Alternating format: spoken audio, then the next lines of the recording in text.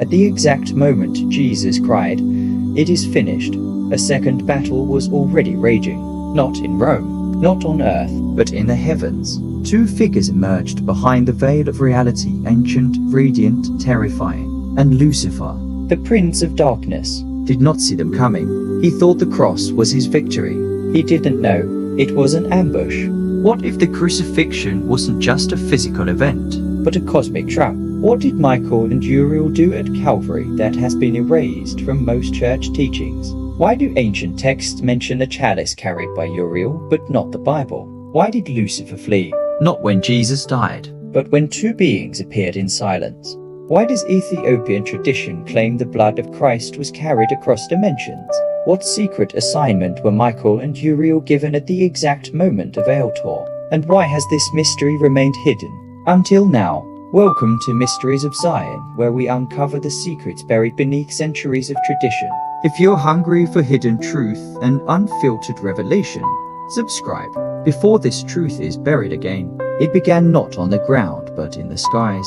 While Roman spears pierced flesh and a crowd mocked the dying lamb, two beings moved through a realm unseen by men. Michael, the great warrior, commander of heaven's armies. Uriel, the flame of God, keeper of divine mysteries. They did not weep, they did not mourn. They came to finish what Lucifer started in Eden. And when the temple veil was torn from top to bottom, it wasn't just cloth, it was a barrier between realms. That sound, not just fabric ripping, but a realm splitting open. According to the Book of Adam and Eve, an apocryphal text suppressed by Western Christianity, when the blood of the second Adam touched the earth, the gates of the abyss trembled. But something else happened, something few have heard. Ancient Ethiopian writings speak of a chalice, a golden vessel held by Uriel. He dipped his wing into the blood and water flowing from Christ's side. He did not collect it for heaven. He was told to deliver it to earth, to a land far from Rome, to the mountains of Ethiopia, to a place Lucifer cannot touch. Michael stood guard, sword unsheathed, eyes glowing with judgment. Lucifer watched from the shadows, not victorious, but trembling. He had witnessed this pattern before: blood, altar, angel. But this time, it wasn't his offering, it was his defeat. And that's when he realized the cross wasn't the end of the story, it was the setup. Lucifer had waited centuries for this moment. The Son of God, bleeding, nailed to wood, exposed, vulnerable, tying to the fallen cherub.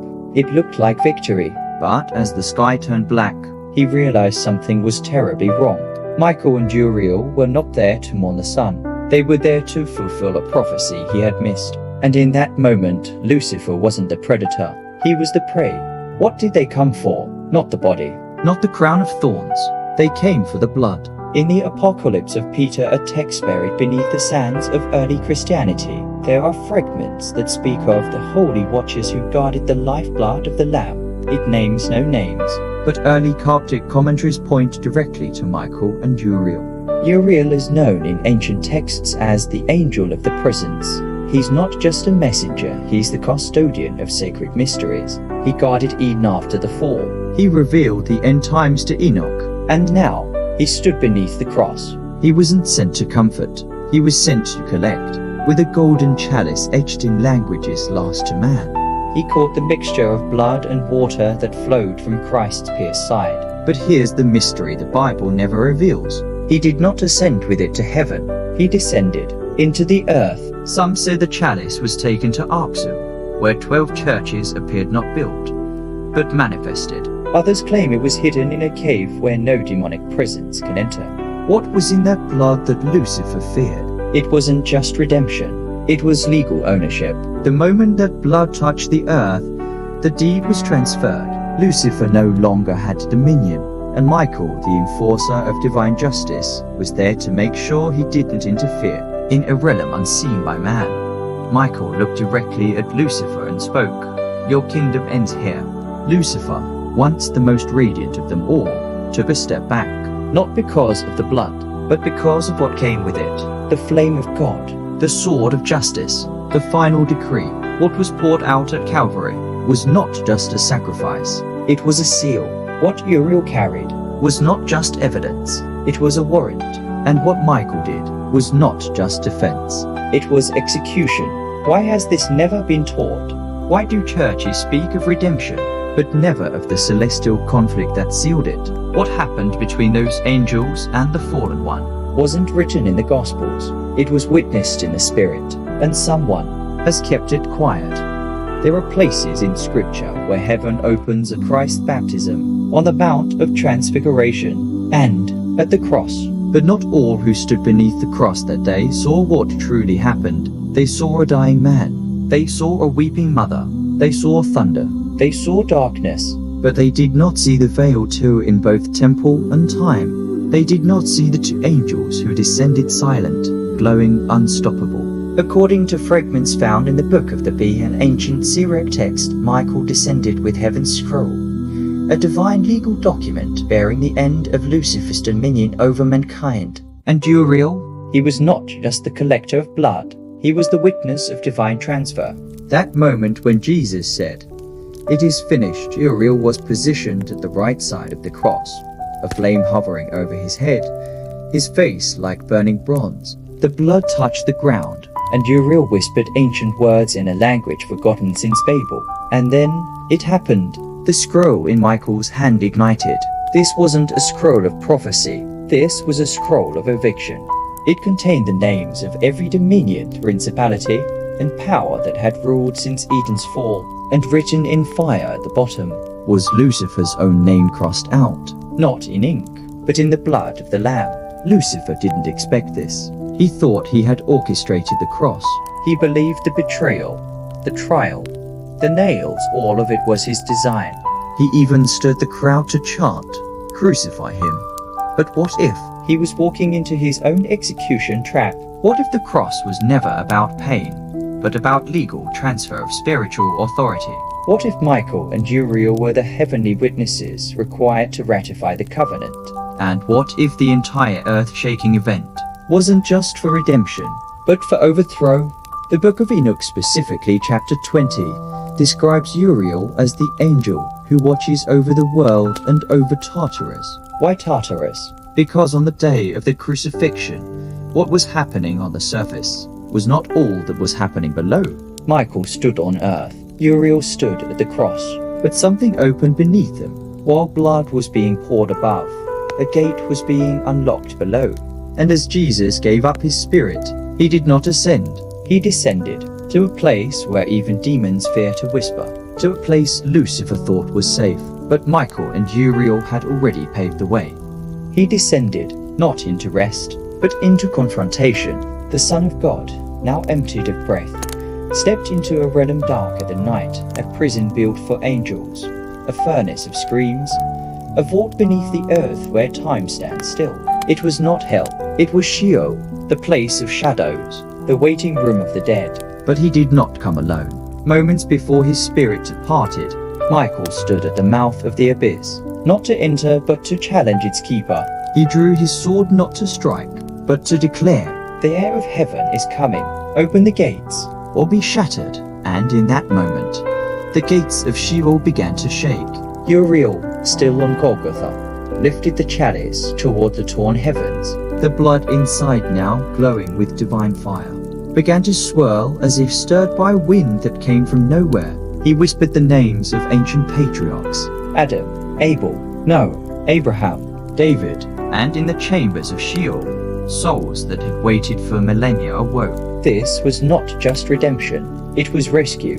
As Jesus stepped into the lower realm, Lucifer stood waiting, not with chains, but with confusion. "You're not supposed to be here," he hissed. "You're dead."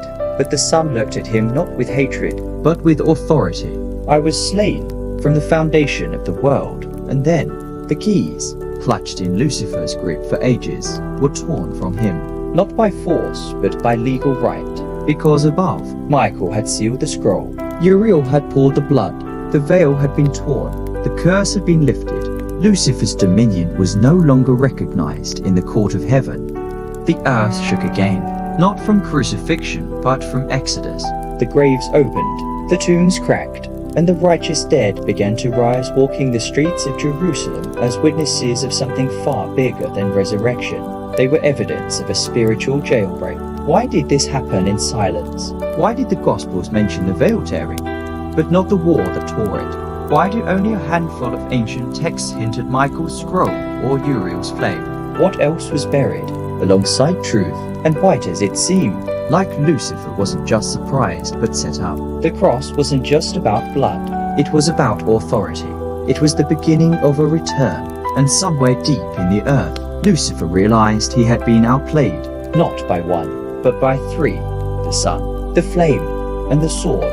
The sky had grown still, the thunder ceased, and those who stood at Golgotha returned to their homes, shaken, confused, but unaware of what had just happened beneath their feet. But the centurion, his knees still trembling, looked up at the broken man on the cross and whispered, "Truly, this was the Son of God."